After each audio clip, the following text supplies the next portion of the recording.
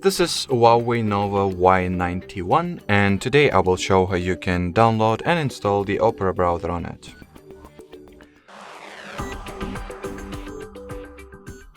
So to start, you will need to make sure that your device is connected to internet, preferably Wi-Fi. Then launch the app gallery. Type in the Opera query at the search bar over there.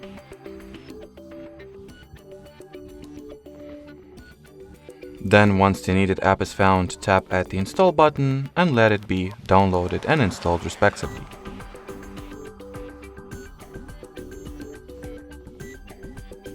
Once the app is ready, you can just go ahead and launch it. Over here, tap at the blue continue button once it appears. Then decide if you would like to set Opera as your default browser app right off the bat, or you can just skip this step. And over here you can customize the data collection preferences or simply allow everything that Opera is asking for and start using it. So that will be it for this video. Thanks for watching, thanks for your attention, and bye bye.